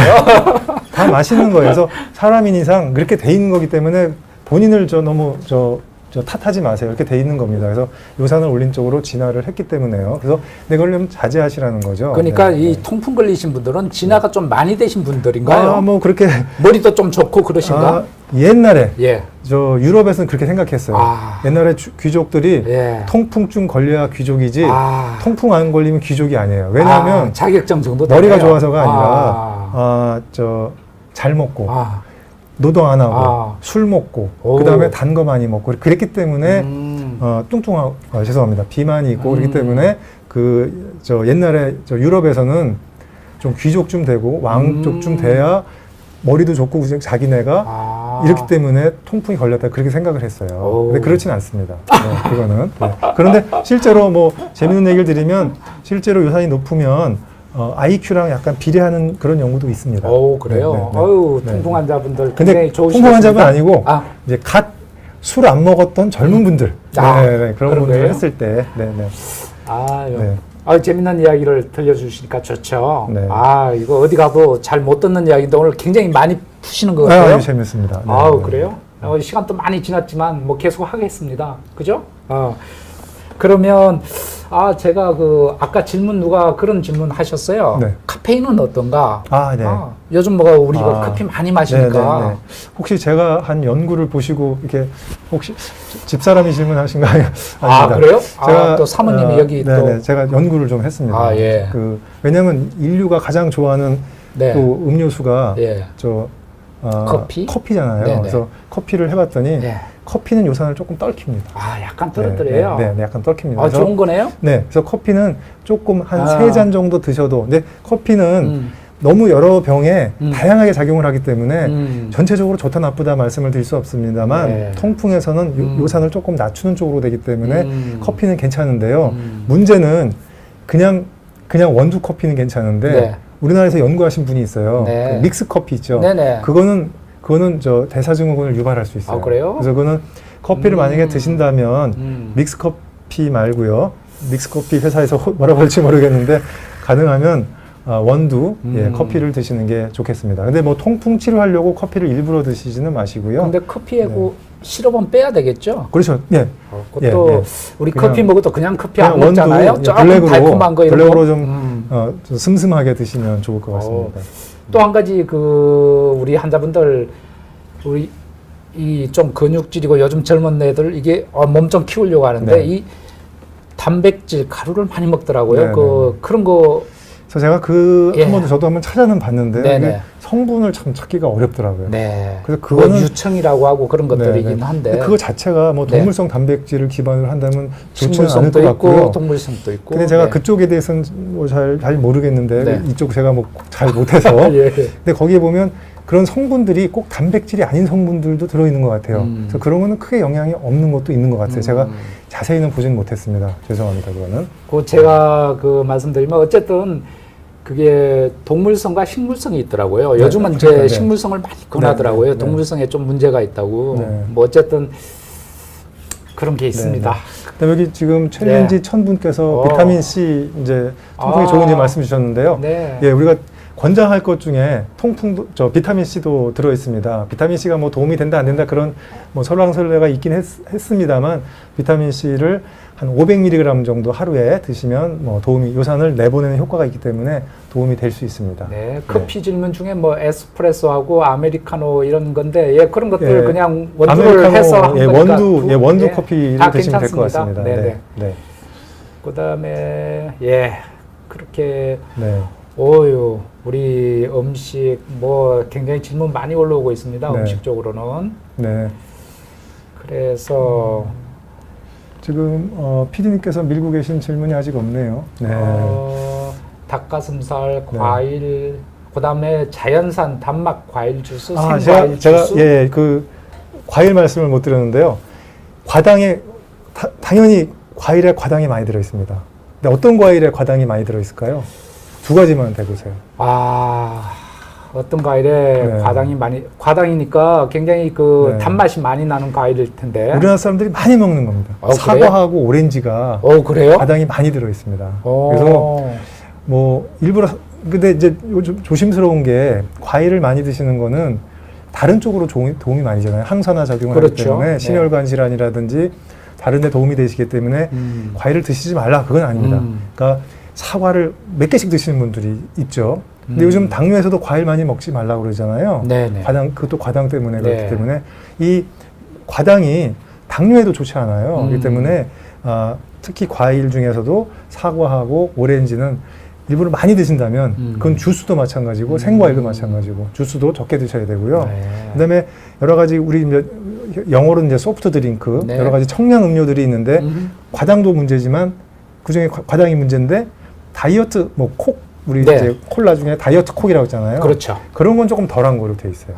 그나마 다이어트 콕은 우리 꼭 드시려면 뭐 다이어트 콕을 권장하는 건 아니겠지만 이왕이면 드실 거면 다이어트 콕은 그냥 드시는 것보다는 좀 덜하다. 사이다나 콜라, 그다음 뭐 여기 다이어트 뭐 그런 것들은 안 좋다는 거죠. 네, 직접적인 거는 액상 과당이 많이 나쁜데 거기에 다이어트가 붙어 있는 그런 것들은 조금 낫다. 네. 오렌지, 딸기, 포도, 수박, 예, 하여튼 많이 드시는 건 좋지 않다. 이렇게, 네네. 어유. 그러면 네. 우리 뭐 음식과 운동 여러 가지 지금 생활요법을 잘 정리해 주셨는데요. 우리 약 이야기를 안 했네요. 그러니까 이 중요한 그렇죠. 약은 근데 네. 시간이 약만 해도 거의 한 뭐 시간이 우리 한번 시간이 어떻게 괜찮으시겠습니까? 오늘 네, 그 저는- 중요한 행사가 있으시다고 제가 들었는데. 조금- 괜찮습니다. 괜찮으실까요? 네, 네. 뭐 교수님은 괜찮지만 네. 사모님은 굉장히 화가 나실지 네, 네. 모르지만 조금만 그래도 네, 네. 또 사실은 예, 제가- 괜찮습니다. 네, 뭐- 저 뭐 이런 거는 약으로 가죠. 예, 네, 약으로 하겠습니다. 네, 네. 네. 약, 아유.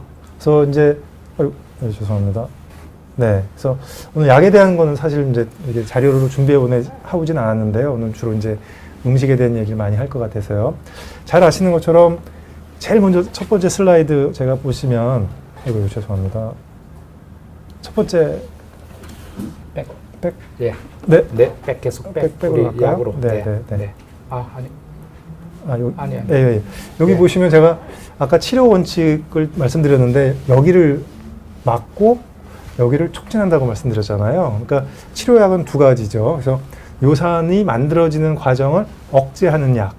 이 두 가지가 있고요. 잘 아시는 것처럼 알로프리놀, 뭐 자일로리라고 잘 알려져 있고요. 그다음에 새로 나온 페북소스텝, 페브릭이라는 약도 있고요. 그다음에 이쪽 나가는 걸 촉진하는 거는 벤즈브로마론 이런 약이 있습니다. 그래서 둘 중에 하나를 쓰는 건데 대개는 이쪽 생산을 막는 쪽을 우선 원칙으로 하고요. 거기에 효과가 없을 경우에 우리가 요산을 배설하는 쪽 약물을 이제 쓰게 됩니다. 그래서 요산이 만들어지는 과정에 이제 억제를 하는 거죠. 그래서 두 가지 약물 중에 어느 거나 써도 되는데 아까 질문 나왔는데 알로프리놀을 전 세계에서 50년 동안 열심히 통풍 치료하면 알로프리놀이었습니다. 자일로릭이라는 약 누구나 다 썼습니다. 그런데 아주 드물게 그런 과민 반응에 의해서 사망까지 올 수 있고 그거는 이미 잘 알려져 있는 거기 때문에 아까 유전자 말씀드렸잖아요. 그래서 네. 그 약물을 쓰다가 그런 부작용들이 있다 보니까 의사들도 상당히 선생님도 부담되시죠. 그럼요. 네, 이게 네. 꼭 우리가 드물지만 우리나라에서도 뭐 몇 년에 한 번 정도 꼭 사고가 생깁니다. 네. 그래서 그 나라에서 그런 약에 의해서 생기는 사고를 보상하기 위한 그런 제도도 마련되어 있는데 거기에서 빠지지 않는 게 알로피놀이에요. 네, 그래서 알로피놀 그런 문제가 있기 때문에 이제 새로 나온 그 페북소스탯이라는 약을 최근에 이제 저도 그렇고 많은 분들이 썼죠. 그런데 얼마 전에 아주 3월 말쯤에 그 식약처에서 중요한 안전성 그 서한이 발표가 돼서 약을 쓰는 사람이나 약을 현재 드시고 있는 분들이 참 소위 말하면 멘붕이었는데요. 네. 이제 그게 이제 어떤 연구 결과냐면 처음에 이제 이 페북소스탯이라는 약물이 허가를 받을 때 약간 고용량에서 심장 질환을 유발하는 것 같은 결과가 약간 있었거든요. 네. 그래서 그 미국 FDA에서 승인을 내주면서 그 많은 대상을 해서 시판 후에 연구를 해라 한 겁니다. 그래서 그 회사에서 많은 환자를 한 4,000명씩 이쪽 한 4,000명, 이쪽 4,000명을 두고 한 7년 정도 쭉 두고 봤어요. 그 이제 우선 이제 심장에 위험이 있는 증상이 있는 분들, 심장병을 가지고 있는 위험 인자를 갖고 있는 분들을 대상으로 지켜봤더니 진짜로 이쪽 페북소스탯이라는 약물이 높게 나왔어요. 그래서 그러면 이제 그거에 대한 결과를 발표한 거죠. 그런데 이제 그거가 아니라는 연구 결과도 계속 나옵니다. 최근에는 우리나라에서도 연구 결과가 나왔어요. 우리나라 그래요? 환자를 대상으로 한 연구 결과도 나왔고요. 그거를 반박하는 자료도 많이 나왔고 하기 때문에 지금 제가 대표로 결론을 말씀드릴 수는 없습니다만 그 안전성 서한에서도 분명히 약을 끊는 건 그러니까 전문의 의사랑 상의해서 결정하라고 하셨거든요. 왜냐하면 통풍이 문제가 되기 때문에. 그럼 이 약 안 쓰면 다른 대안이 안전한 대안이 있느냐? 그렇지 않다는 거죠. 이쪽 약은 또 간독성이 있을 수 있고 콩팥 기능이 나쁜 분은 쓸 수가 없기 때문에 아주 나쁜 분들은 쓸 수가 없기 때문에 제한점이 서로 다 있는 거죠. 그래서 이 약물을 끊지는 않되 심장에 문제가 있는지 흉통이 생긴다든지 아니면 부정맥이 생긴다든지 그런 어떤 심장에 문제 그런 증상이 있는 분들에 대해서는 관찰을 하도록 그리고 용량은 가능한 작게 쓰도록. 근데 그 연구 결과에 잘못된 점들이 많이 지적이 되고 있고 네. 반박 자료가 많이 나오기 때문에 결론이 뭐 써도 안심하고 쓰십시오 그렇게 말씀드릴 수는 없지만 아직까지는 그 약을 그게 무섭다고 끊고 막 이쪽으로 그렇게 막 아주 걱정되시지 않는다면 굳이 그쪽으로 막 돌아갈 필요는 없지만 안전한 것과 효과를 비교해서 우리가 필요한 대로 좀 쓰셔야 되겠다 이렇게. 그러니까 현재 상태에서는 의사가 조심해서 네. 그 약을 잘 관찰하면서 쓸 수 있다는 거죠. 지금 무조건 뭐 혈압이 있다고 해서 그 약을 못 쓴다든지 이런 건 아니다라고 네. 말씀하신 것 같습니다. 네. 네. 그래서 지금 뭐 치료에 대해서도 이제 말씀을 해주셨는데 그러면 우리 치료할 때는 지금 말씀하신 그 약만 먹으면 되는 건가요? 아니면 뭐 또 다른 뭐 이제 약을 같이 주는 경우도 있지 않습니까? 왜냐하면 처음에 이제 요산이 되게 이제 두 가지 경우 생각할 수 있는데요. 통풍 발작으로 오신 분들. 네네. 그럼 아까 말씀드린 것처럼 이분은 목표가 요산을 낮추는 게 목표가 아니라 급성 염증을 가라앉혀서 통증을 없애주는 게 문제거든요. 목표거든요. 그러니까 그런 약을 쓰고 그게 가라앉으시면 이제 이 약을 쓰게 되겠죠. 그런데 그때 이 약만 쓰면 안 되고요. 그리고 안 아파서 오신 분들, 통풍약을 시작하시는 분들도 이 약부터 쓰면 안 되고 요산이 뚝 떨어지면 오히려 발작이 올 수 있습니다. 그래서 예방약을 그렇죠. 같이 써주는데 네. 얼마 동안 쓰느냐? 한 6개월 정도. 뭐 두 가지 뭐 요산이 정상이 된 다음에 3개월 아니면 되게 한 6개월 정도는 요산을 낮추는 약과 더불어서 예방약도 같이 썼는데 그 예방약이라는 것이 통풍 발작 때 급성 발작 때 쓰는 약 세 가지 약물 소염 진통제, 콜치신, 코티코스테로이드, 소위 말하는 스테로이드 세 가지 중에 한 가지를 쓰는 건데 그때는 용량을 많이 쓰죠. 슬라이드를 한번 볼까요? 그게 아까 준비하신 것 같은데 뒤쪽에 있는 것 같아요. 그래서 여기 있네요. 예방치료. 예, 예방치료 때는 요가선 저하제 시작과 함께 또는 바로 직전에 저용량 콜치신, 소염 진통제 아니면 저용량 코티코스테로이드를 한 6개월 정도까지는 써주는 게 발작 예방을 덮게 한다. 그리고 그 치료 약물을 처음에 과도하게 쓰면 알로프리놀 같은 경우는 그런 과민 반응이 증가할 수 있기 때문에 우리나라에서는 100ml 아무리 콩팥 기능이 좋아도 콩팥 기능이 나쁘면 낮게 써야 되거든요. 네, 그래서 한 알이 100ml죠. 네, 100ml. 그래서 하나를 우선 쓰시는 게 가장 네. 좋고요. 그 페북소스tat이라는 약도 적은 용량으로 40ml짜리 80ml가 있는데 가능한 40ml 아니면 걱정이 되시면 20ml 해서 용량을 좀 작게 시작해서 좀 기간 한 2주 내지 5주 간격으로 약을 조금씩 올라가시면 발작도 잘 안 생기고 그다음에 약물에 의한 부작용도 줄일 수 있기 때문에 급하게 떨킬 필요가 없다. 그렇죠. 네. 욕심 같아서는 내가 약을 빨리 먹고 확 떨어뜨렸으면 좋겠는데 그렇게 하면 통풍이 더 많이 생길 수 있다는 말씀인 것 같아요. 네. 환자분들이 그런데 지금 말씀하신 이런 콜치신이나 소염 진통제, 스테로이드 이런 이야기하면 굉장히 싫어해요. 그죠?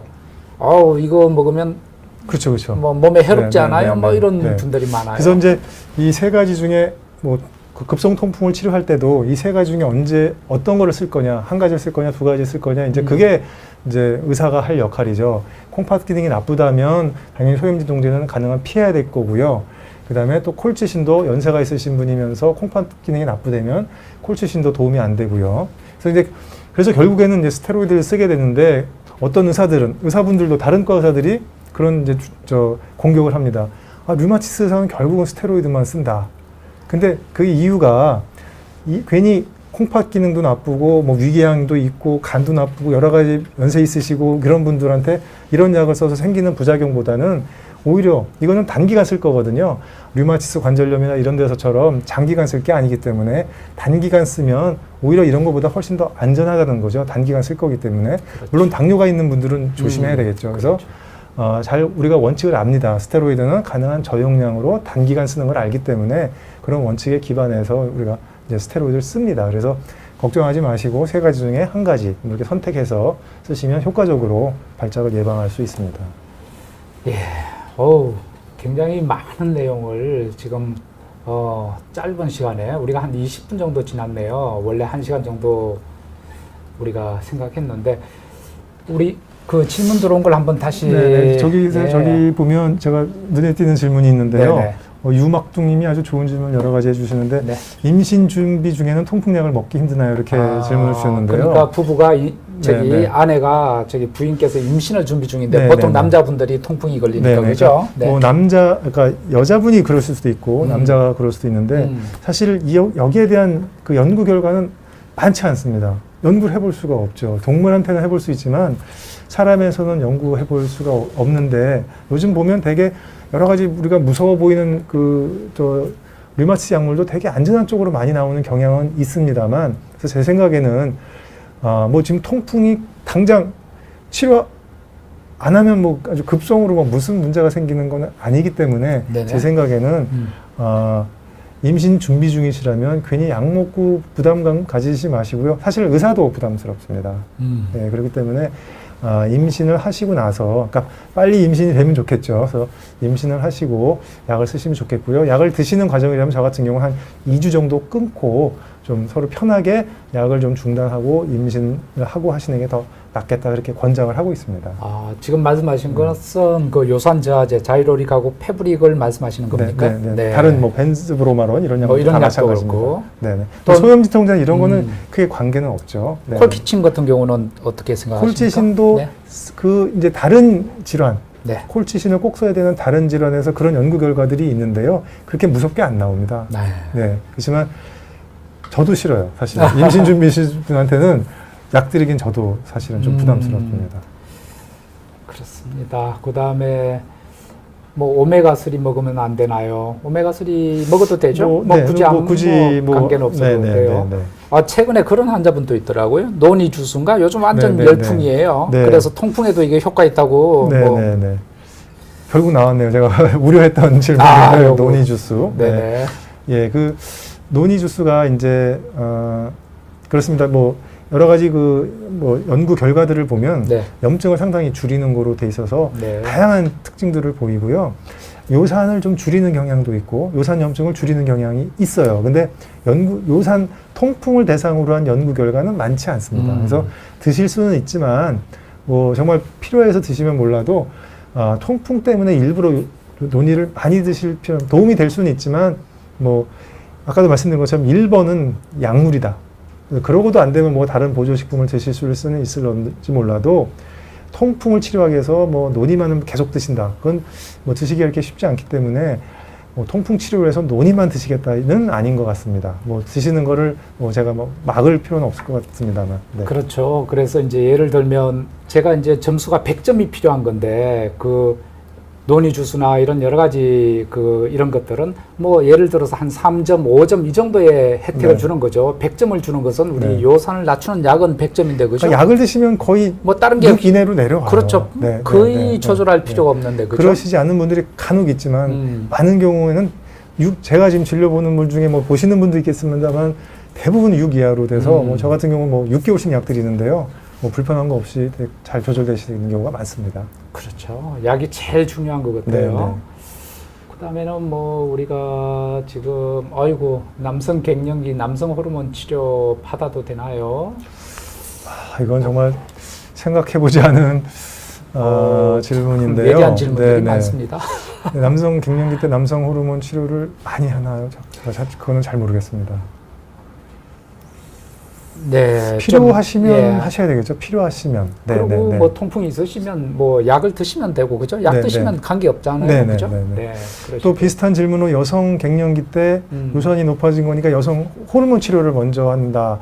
그거는 여성 호르몬은 여러 가지 유방과 자궁 쪽에 관련된 여러 가지 질환과 그다음에 혈전증 이런 거랑 관련이 있기 때문에 굳이 저거를 꼭 통풍 때문에 요산을 조절하기 위해서 저걸 먼저 치료하는 거는 아닌 것 같습니다. 그런 권장사항은 아직까지 본 적이 없습니다. 그래서 저거는 아닌 것 같습니다. 질문 챌린지 1000님이 조금 긴 지금 질문을 해주셨는데 오랫동안 지금 답을 못 들으셔서 한번 통풍 발작이 처음 왔는데 처음이니까 통풍약 먹지 말고 소염지통제만 주셨어요. 요산이 8.1입니다. 아직 약 복용 안 해도 될까요? 통풍약도 협력처럼 한번 먹으면 평생 복용해야 하나요? 그래서 지금 한 번 아프셨기 때문에 아까 제가 평생 통풍약을 써야 되는 적응증 우리가 그렇게 말을 하는데 1년에 2번 이상 발작이 오신 분들이 중요하거든요. 그래서 현재까지 한 번만 오셨다면 아직까지 한 번의 기회를 더 드릴 수 있을 것 같아요. 그래서 8.1이니까 약간 높으시니까 뭐 체중 조절하시고 식이 조절하시고 조절 잘 하시고 술 적게 드시고 조절하셨는데 또 생겼다. 그러면 그건 약 드셔야 될 것 같아요. 네, 그 진료하신 동네 내과 네, 의사 네. 선생님이 잘 네. 저기 진료하신 겁니다. 예, 혈압약처럼 계속 드셔야 되니까 그럼. 한 번 기회를 주셨네요. 네. 소염진통제만 주셔서 가라앉은 다음에 뭐 더 좋았다면 뭐 교육을 많이 해주셨으면 좋았을 텐데 아마 그렇게 말씀을 하셨을 것 같아요. 그래서 체중 조절, 뭐 약 조절, 술 조절 이런 거 잘 하셔야 될 것 같아요. 네, 네. 그다음에 소해킹님. 페브릭 40ml 복용 시작했어요. 간 수치, 간이 나빠지는 거 아닌가 이런 또. 예, 근데 간혹 이제 그럴 수는 있는데요. 그 페프토스탯이라는 약이 이제 알로프리놀에 비해서 더 좋다고 하는 것 중에 하나가 콩팥 기능이 나쁠 때도 용량 조절 잘 안 하고도 네. 쓸 수 있다는 점. 그다음에 간 기능이 좀 나빠도 쓸 수 있다는 점. 이런 점이 있거든요. 그래서 네. 크게 걱정하지 않으셔도 될 것 같은데요. 이제 간혹 보면 물론 당연히 알로프리놀, 뭐 페프토스탯, 또 벤즈브로마론 다 약물 쓰면 간 수치 올라갈 수 있습니다. 근데 대개는 많이 올라가지 않고요. 그래서 뭐 그러면 잠깐 동안 끊어도 되고요. 아니면 그때 간 조절하는 약 쓰시면 되기 때문에 너무 걱정하실 필요는 없을 것 같습니다. 사실은 이제 통풍 있으신 분들이 약간 이 비만도 있고 하셔서요. 지방간이 많습니다. 그래서 간 수치가 대부분 조금씩 높으신 경우가 많죠. 올라가 있는 경우가 많은데 네. 이제 굉장히 걱정이 많으시죠. 나 약 먹고 이거 간 또 나빠지는 거 아니야? 네, 그렇게 네, 하는데 대부분은 사실 큰 문제가 없습니다. 그러니까 그 지방간 온 것도 네. 통풍하고 요산하고 관련 있고 그렇죠. 과당하고 관련 있습니다. 그렇기 때문에 아주 통풍, 요산 조절을 잘 하셔야 그것도 좋아집니다. 그래서 이제 지금 그 우리가 요산자제나 이런 통풍을 치료하면 아까 말씀하신 동맥경화나 여러 가지 지방간, 당뇨 발생하는 것도 억제하고 그죠? 네. 여러 가지 승인병 발생을 예방해주는 효과가 예방할 수 있다고 있죠. 지금 알려져 네, 있지 네. 않습니까? 근데 이제 그게 거기에 대한 연구가 진짜 이렇게 했는데 이제 몇 년 동안 봤더니 정말 그로 인한 문제가 적어지더라 하는 그런 어떤 그 이중 맹검법에 의한 연구가 아직 없기 때문에 단정적으로 말씀을 못 드리지만 네. 줄일 수 있습니다. 네. 예.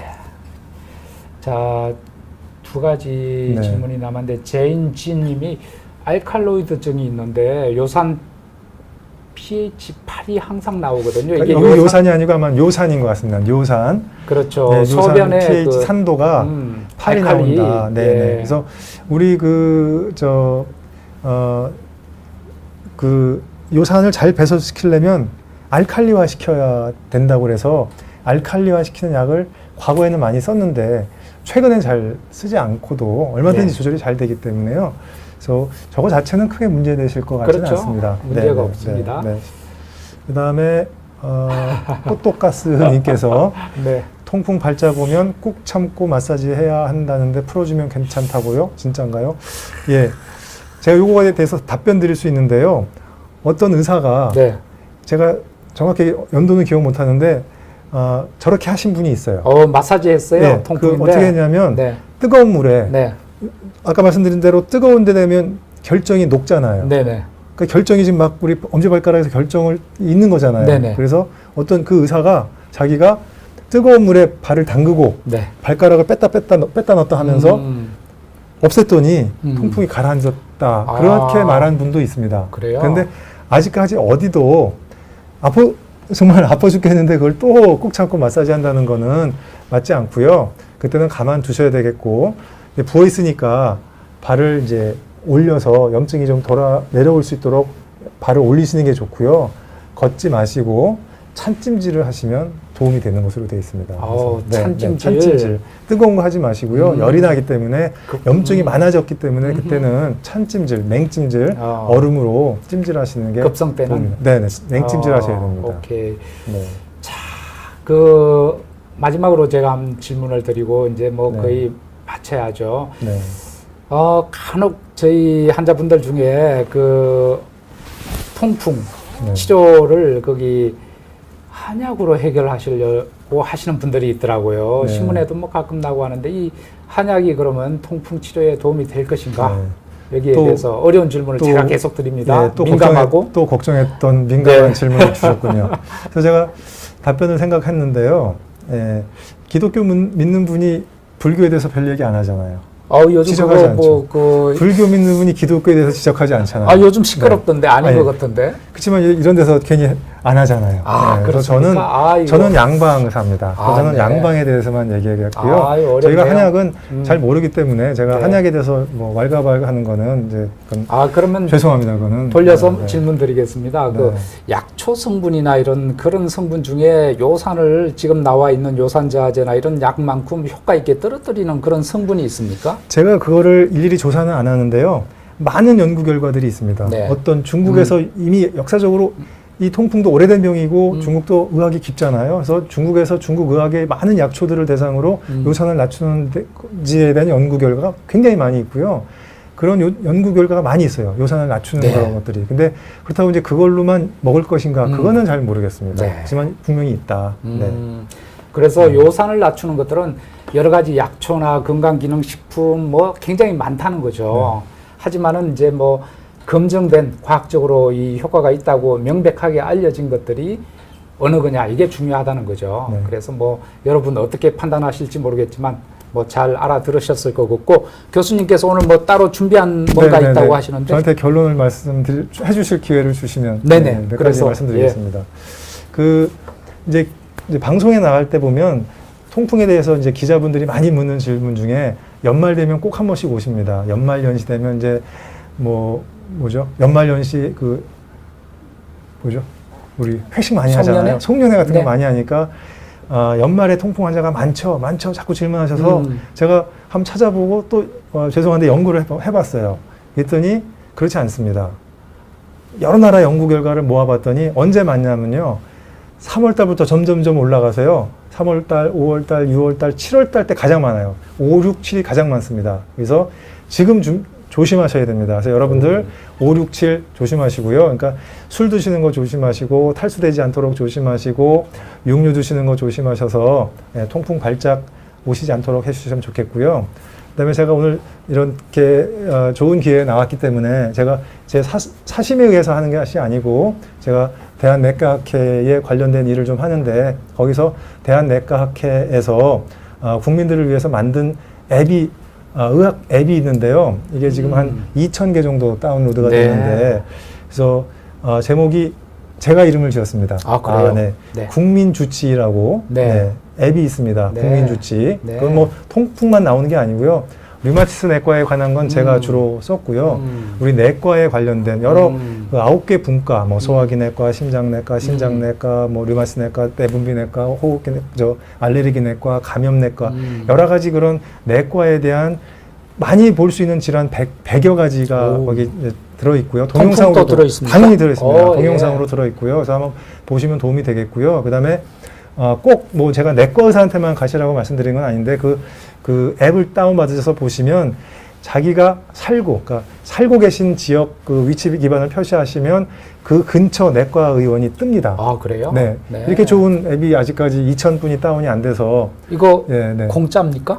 당연히 공짜죠. 네. 예. 그래서 제가 좀 보겠습니다. 내일 몇 개가 다운로드가 늘어나는지 한번 좀 지금 보도록 하겠습니다. 참가하신 분들이 네. 65명 정도. 예. 이건 저 환자분들도 도움이 되겠고요. 네네. 가족한테도 도움이 되겠고, 그 다음에 내과 선생님들 예. 많이 다운 받아주시고요. 이름이 국민주치. 국민주치. 우리 내과 의사가 네. 국민주치로서 역할을 해야 되기 때문에 제목을 국민주치라고 지었습니다. 알겠습니다. 네. 그리고 교수님 네.